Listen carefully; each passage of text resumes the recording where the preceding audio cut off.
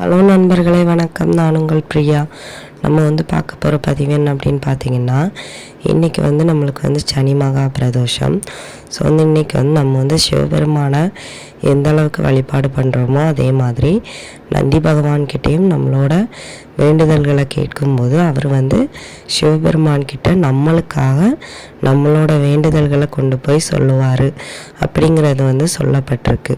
So அதனால் நம்ம நந்தி பகவானோட இந்த ஒரு மந்திரத்தை 27 முறை சொன்னோம் அப்படின்னா கண்டிப்பாக நம்மளோட வேண்டுதல்களை அவர் நிச்சயமாக சிவபெருமான் கிட்ட கொண்டு போய் சேர்ப்பாராம். அது என்ன மந்திரம்னு சொல்லிட்டு நம்ம இந்த பதிவில் பார்க்கலாம். அதுக்கு முன்னாடி நீங்கள் இந்த பதிவை பார்க்கக்கூடிய சிவபக்தர்களாக இருந்தீங்க அப்படின்னா மறக்காமல் ஓம் நம சிவாய்ங்கிறத நம்மளோட கமெண்ட் பாக்ஸில் கமெண்ட் பண்ணுங்கள். நம்ம சேனலை நீங்கள் இது வரைக்கும் சப்ஸ்கிரைப் பண்ணாமல் பார்த்துருந்தீங்க அப்படின்னா மறக்காமல் சப்ஸ்கிரைப் பண்ணிக்கோங்க. நம்ம சேனலுக்கு சப்போர்ட் பண்ணுங்கள். இப்போ வாங்க நம்ம பதிவுக்குள்ளே போகலாம். பிரதோஷ காலங்களே மிகவும் விசேஷமானது சனி மகா பிரதோஷமும் திங்கட்கிழமை வரக்கூடிய சோமவார பிரதோஷமும். போன வருடம் 2024 டிசம்பர் மாதம் ஒரு சனி மகா பிரதோஷம் வந்தது. அதை தொடர்ந்து இந்த வருடம் தொடக்கத்தில் 2025ஆம் ஆண்டு ஜனவரி முதல் மாதமே நம்மளுக்கு மற்றும் ஒரு சனி மகா பிரதோஷம் வருது.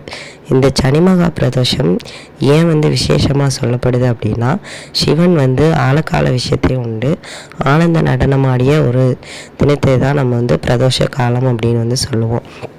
அந்த தேவர்களை காப்பாற்ற அவர் அந்த ஆழகால விஷயத்தை உண்டு தேவர்களை காப்பாற்றிய அந்த நாள் ஒரு சனிக்கிழமை தான். ஸோ அதனால தான் இந்த சனி மகா பிரதோஷம் மிகவும் விசேஷமாக சொல்லப்படுது. அதே மாதிரி இந்த சனி பகவானால் நம்மளோட வாழ்க்கையில் ஏற்படக்கூடிய துன்பங்களும் கஷ்டங்களும் நிறைய ராசி சம்பந்தமான பிரச்சனைகள், அப்புறம் நம்மளுக்கு குடும்பத்தில் நிறைய விதமான குழப்பங்கள் இந்த மாதிரி நடப்பதெல்லாம் குறைப்பதற்கு இந்த சனி மகா பிரதோஷ வழிபாடு நம்மளுக்கு மிகவும் உதவியாக இருக்கும் அப்படின்னு சொல்லப்படுது. நீங்கள் இந்த சனி மகா பிரதோஷ வேளையில் நந்தி பகவானுக்கு 2 கொம்புகளுக்கு நடுவில் சிவபெருமானை வழிபாடு செஞ்சீங்க அப்படின்னா உங்களோட எந்த விதமான வேண்டுதல்களாக இருந்தாலும் சிவபெருமான் உடனடியாக நிறைவேற்றி தருவார் அப்படின்னு சொல்லப்படுது. சிவபெருமானுக்கு உங்களால் முடிந்த அளவுக்கு சிவபெருமானுக்கும் சரி நந்தி தேவருக்கும் சரி அபிஷேகத்திற்கு ஏதாவது ஒரு சிறிய பொருளாவது இன்னைக்கு நீங்கள் வாங்கி கொடுக்கணும். அப்புறமா நீங்கள் கண்டிப்பாக நந்தி தேவர் பக்கத்தில் தான் போயிருந்து இந்த மந்திரத்தை சொல்லணும்னு அவசியம் கிடையாது.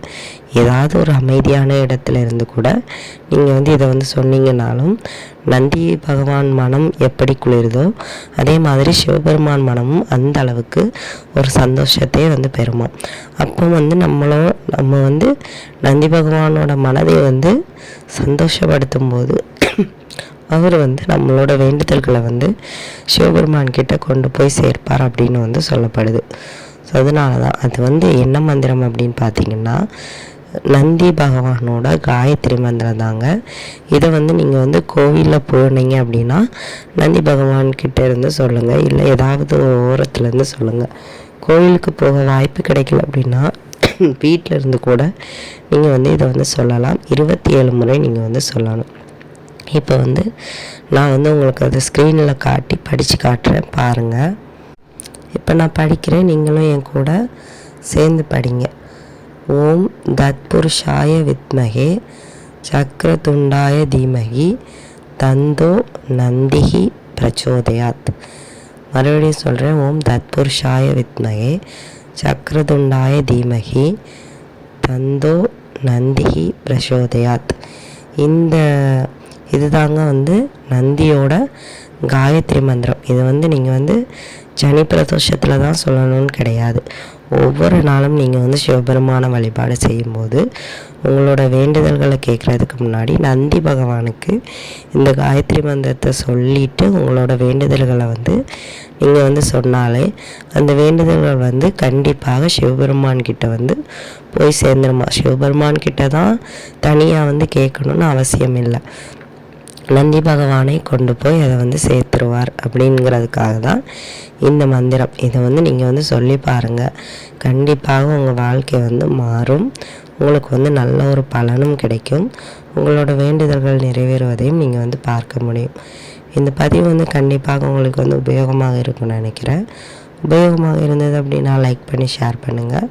மறக்காமல் நம்மளோட சேனலை சப்ஸ்கிரைப் பண்ணி வச்சுக்கோங்க. இந்த வீடியோவின் முழு பதிவை பார்த்ததற்கு மிக்க நன்றி.